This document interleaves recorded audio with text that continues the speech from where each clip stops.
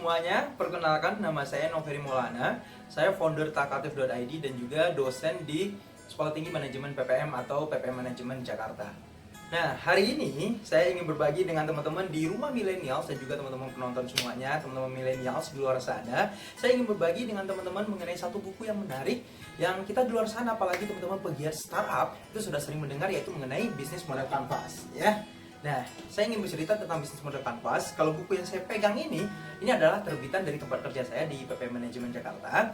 Nah, bisnis model kanvas ini diciptakan oleh Osterwalder, seorang ilmuwan dan juga akademisi peneliti dari Eropa, ya, dan dia mengeluarkan hasil temuannya, salah satu hasil disertasi PhD-nya itu tentang business model generation. Nah, tahun 2004 dia mulai penelitiannya, selesai 2009 keluar bukunya. 2010 itu sempat booming. Kenapa? Karena bisnis model kanvas ini bisa membantu teman-teman entrepreneur dan juga teman-teman praktisi pengusaha dan pegiat bisnis di dunia itu menggambarkan secara sederhana bagaimana tentang proses bisnisnya.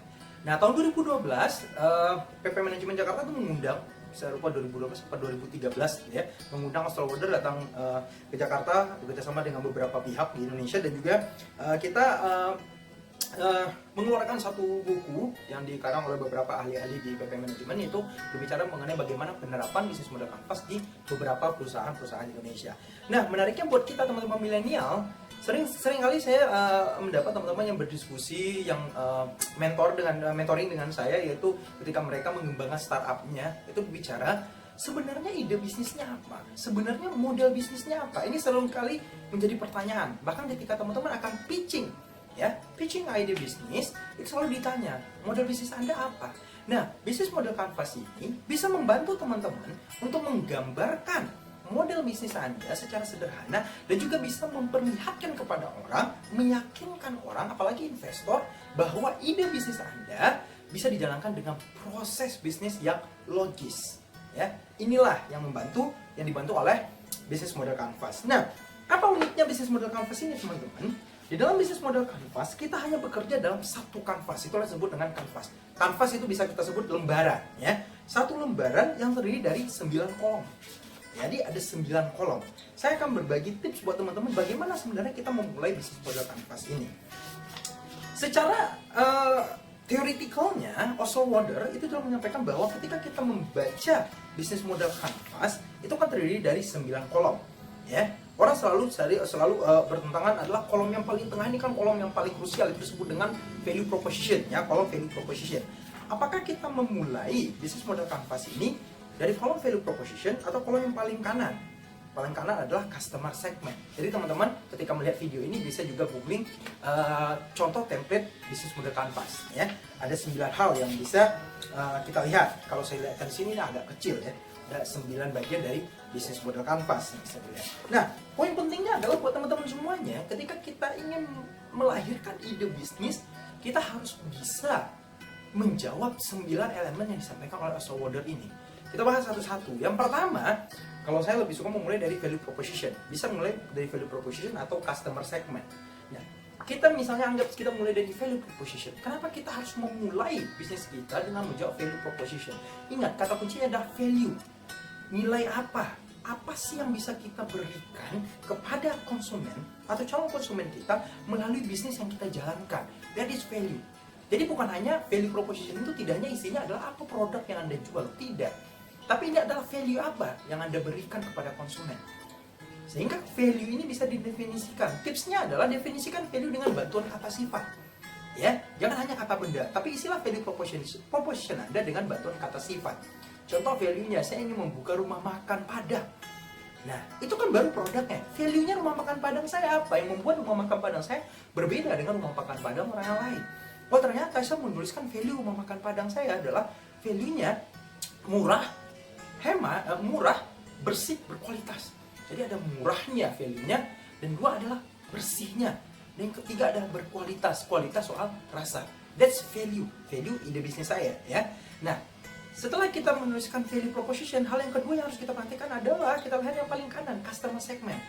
Value ini kita tujukan untuk customer segment yang mana? That is customer segment. Jadi customer itu kan sangat luas sekali. Kita bagi segmennya yang mana? Nanti teman-teman bisa cari tahu bagaimana kita membagi segmen. Tidak membagi segmen secara marketing, segmenting, targeting, proportioning, enggak. Tapi kita membagi segmennya secara garis luas saja. Sebenarnya untuk bisnis rumah makan Padang yang punya 3 value tadi, saya ingin menyasar siapa? Oh, murah, bersih dan berkualitas. Siapa yang saya sasar? Oh, segmen rumah makan Padang saya ternyata segmennya adalah mahasiswa. Kenapa? Karena kalau saya segmennya orang-orang perkantoran, mereka tidak cari makanan yang murah.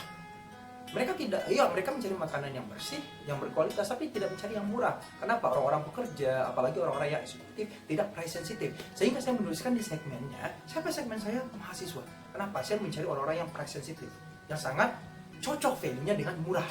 Karena itulah, definisikan dulu value produk kita apa, sehingga kita dengan gampang bisa melihat siapa customer segment kita. Ada value proposition, ada customer segment. Selanjutnya yang ketiga yang kita perhatikan adalah channel.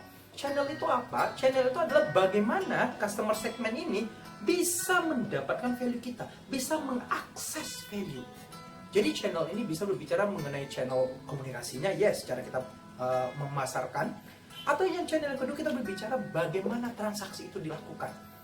Nanti kalau channel saya dengan bisnis rumah makan saya, apa channelnya? Oh, saya buka restonya itu di kampus-kampus, that's channel.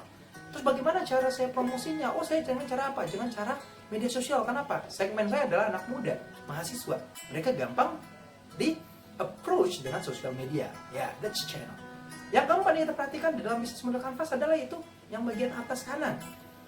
Customer relationship. Customer relationship ini adalah pengertiannya bagaimana caranya customer segment tetap bisa mengakses value proposition itu dengan retention, repurchase, balik lagi. Kalau channel ini bagaimana customer access? Pertama, sekali, kalau customer relationship bagaimana supaya hubungan itu timbal balik nih, menjadi satu siklus. Bagi customer relationship kita harus ada idenya apa yang kita lakukan supaya konsumen ini nggak pergi. Ya, dalam konteks contoh saya bukan bikin rumah makan Padang, bikin rumah makan Padang Novel. Di customer relationship bisa lakukan apa misalnya? Oh, saya memberikan aktivitas di situ member get member. Ya, kalau kamu ajak temanmu makan di rumah makan Padang saya, kamu dapat gratis kerupuk kulit misalnya. Atau juga kita bisa memberikan kita dengan CRM, ya, aktivitas engagement dengan konsumen, bikin grup. Wah, nanti bisa aja saya bikin grup WhatsApp, grup pecinta rumah makan Padang Noveri misalnya. Ini aktivitas customer relationship, ya. Nah, satu siklus yang kanan ini kalau kita jalankan akan menghasilkan disebut dengan yang di bawah adalah revenue stream. Revenue stream itu bagaimana bisnis kita bisa menghasilkan revenue dari mana saja. Rumah makan Padang Noveri tadi yang murah, bersih, berkualitas, ya. Revenue streamnya dari mana? Yang pertama tentu dari penjualan. Ternyata selain penjualan, saya memiliki revenue stream yang lain, yaitu revenue stream apa?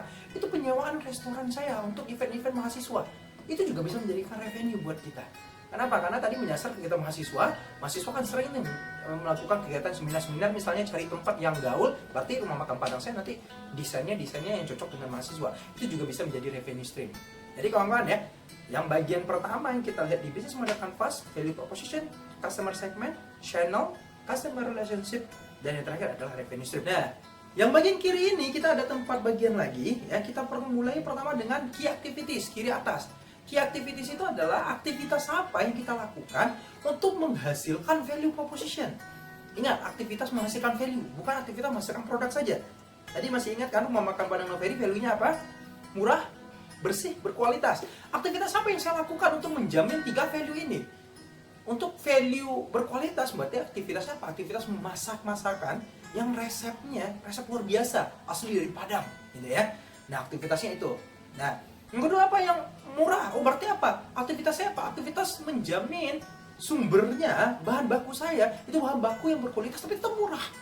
Berarti harus cari dari tangan pertama, langsung dari petani misalnya. That's activity untuk menghasilkan value yang dari murah, ya. Yang ketiga aktivitasnya apa? Aktivitas bersih. Berarti saya harus menjamin rumah makan Padang saya itu harus bersih dengan aktivitas-aktivitas. Ada SOP-nya yang saya lakukan di key activity, ya. Berarti aktivitas kunci, key.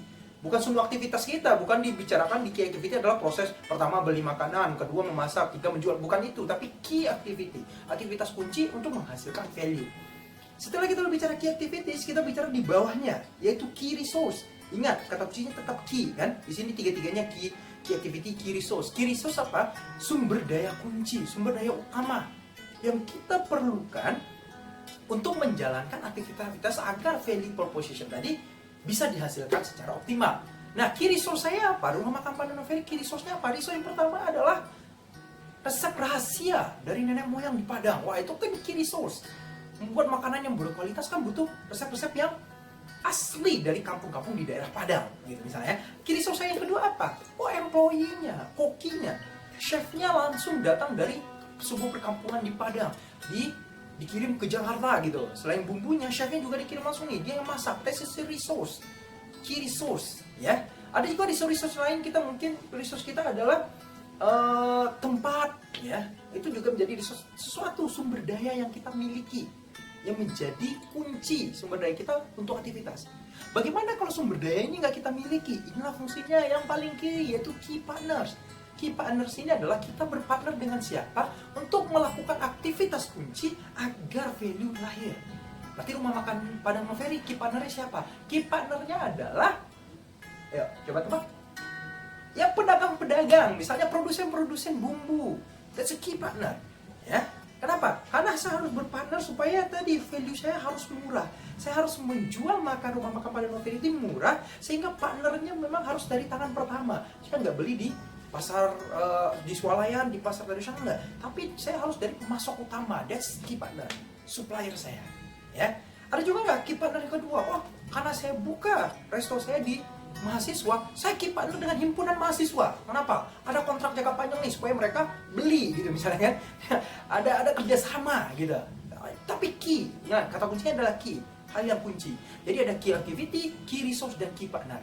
3 aktivitas ini harus kita ukur. Bagian bawah adalah cost structure-nya apa. Menggambarkan model bisnis kita harus kita bicarakan juga cost structure-nya. Butuh biaya-biaya apa saja untuk merealisasikan ide bisnis kita ini. Sehingga kawan-kawan, ya kalau bicara soal cost structure ini ya, kita bisa berbicara soal variable cost, fixed cost. Simpel itu saja, kita detailkan mana yang paling kunci, mana yang paling penting. Ingat, di bisnis model Canvas kita berbicara hal-hal yang paling kunci, yang paling krusial, yang paling penting. Karena itulah, bisnis model Canvas membantu kita menggambarkan ide bisnis, proses bisnis secara sederhana tapi komprehensif. Secara simple dengan satu kanvas, tapi bisa menggambarkan proses bisnis dari awal sampai akhir.